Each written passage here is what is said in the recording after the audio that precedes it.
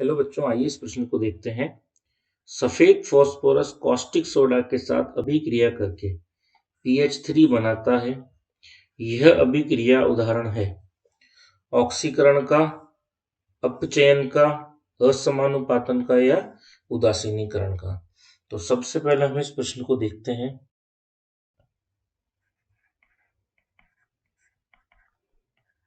तो जो प्रश्न की मुख्य अवधारणा है उसमें ये हमसे क्या पूछ रहा है। प्रश्न की मुख्य अवधारणा में हमसे पूछा जा रहा है कि जो सफेद फास्फोरस जो है वो कास्टिक सोडा के साथ अभिक्रिया करके क्या बनाएगा, PH3 बनाएगा। और अभिक्रिया में पहचानने की किसकी कौन सी अभिक्रिया, तो अभिक्रिया को क्या करना है, अभिक्रिया पहचाननी है हमारे को। ठीक है, तो अभिक्रिया पहचानने के लिए हमें सबसे पहले उसमें क्वेश्चन दिया गया है कि सफेद फास्फोरस, तो सफेद फास्फोरस क्या होगा। सबसे पहले इस अभिक्रिया को हम लिख लेते हैं। सफेद फास्फोरस, सफेद फास्फोरस की अभिक्रिया कास्टिक सोडा के साथ कराने पर क्या बनता है, PH3 बनता है। और भी कुछ बनता है, 3NaH2PO2, ये यहाँ पर बनता है। तो इसको यदि हम अभिक्रिया के प्रकार में लिखें तो ये यहाँ पर हम देखेंगे कि सफेद फास्फोरस को हम P4 लिखते हैं, प्लस कास्टिक सोडा जो होता है हमारा NaOH प्लस H2 होगा, तथा हमारे पास यहाँ पर PH3 तथा 3NaH2PO2 बनेगा। अब यदि हम इस अभिक्रिया को देखें तो यहाँ पर क्या क्या बदलाव हमारे पास हो रहे हैं वो हम सब देखेंगे तथा पता लगाएंगे कि ऑक्सीकरण है, अपचयन है, समानुपातन या फिर उदासीनीकरण, कौन सी अभिक्रिया है यहाँ पर, इसको देखकर हम ज्ञात करेंगे। तो सबसे पहले यदि हम P की बात करें, P4 की, तो यहाँ पर P के पास जो ऑक्सीकरण संख्या है वो कितनी है, 0 है, क्योंकि अकेला इसकी ऑक्सीकरण संख्या 0 है।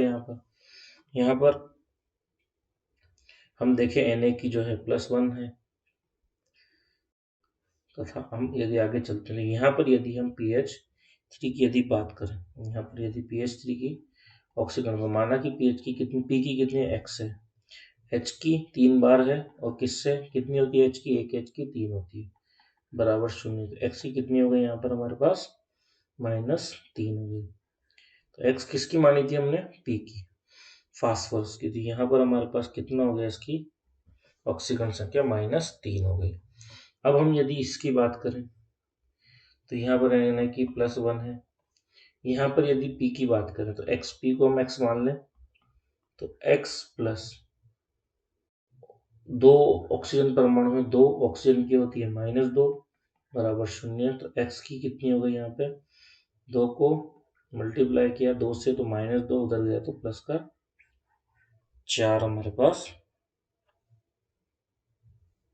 नहीं पर पूरे की निकालेंगे, इसमें यहाँ पर हमारे पास जो है 2H2 भी जाएगा। यहाँ पर हम इसको थोड़ा सा बदलेंगे, यहाँ पर हम इसको थोड़ा सा बदलेंगे,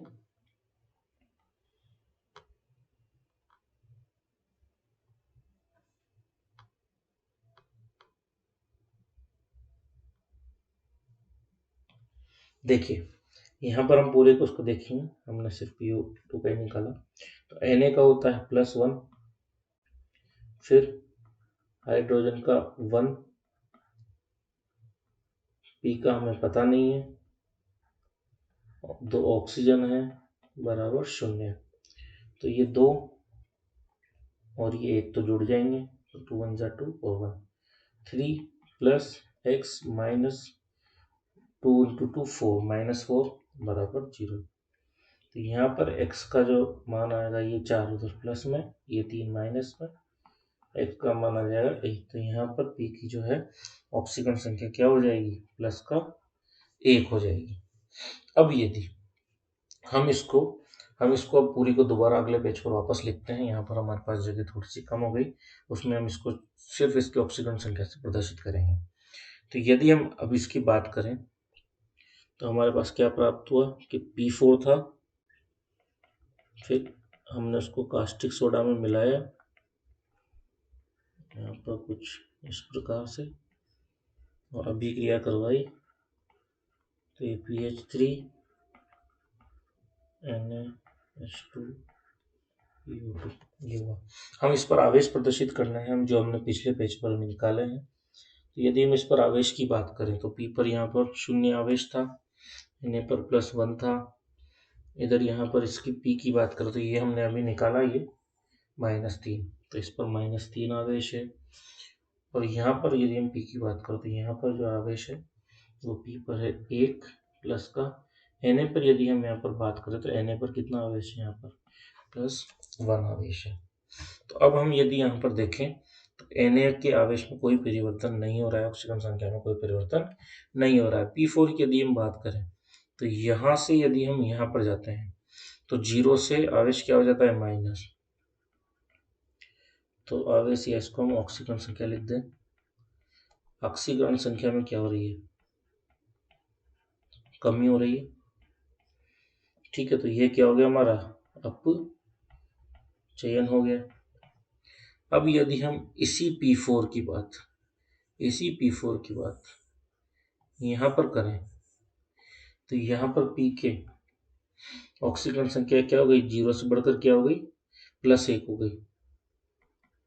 तो ऑक्सीकरण संख्या में क्या हो गई,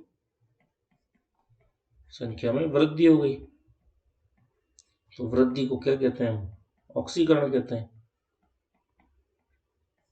तो इसी अभिक्रिया में ऑक्सीकरण पर अपचयन हो रहा था, क्या होनी चाहिए थी, रेडॉक्स अभिक्रिया होनी चाहिए थी,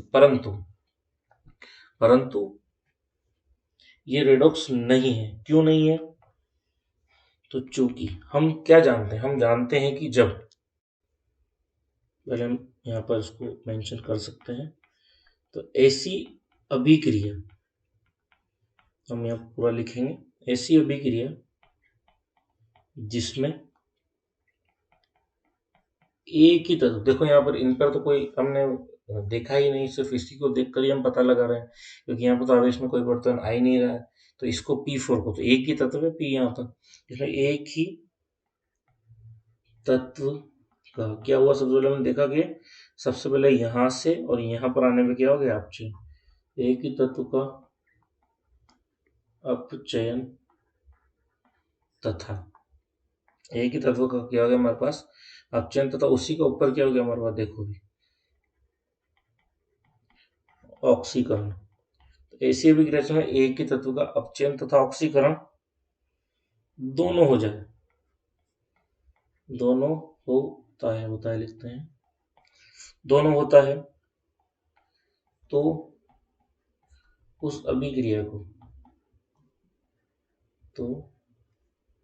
उस अभिक्रिया को क्या कहा जाएगा, असमानुपातन अभिक्रिया कहा जाता है। तो ऐसी अभिक्रिया जिसमें एक ही तत्व का अपचयन तथा ऑक्सीकरण दोनों हो, तो उस अभिक्रिया का क्या कहा जाएगा, असमानुपातन अभिक्रिया से कहा जाता है। क्या कहा जाता है, असमानुपातन उसको कहा जाता है। तो ये ऑक्सीकरण नहीं है, केवल अपचयन भी नहीं है, उदासीनीकरण यहाँ हुआ ही नहीं। तो ये कौन सा अभिक्रिया का उदाहरण है, असमानुपातन अभिक्रिया का उदाहरण है। तो इसका सही विकल्प हमारा विकल्प सी होगा। आशा करता हूँ आपको ये प्रश्न अच्छे समझ आया होगा। धन्यवाद।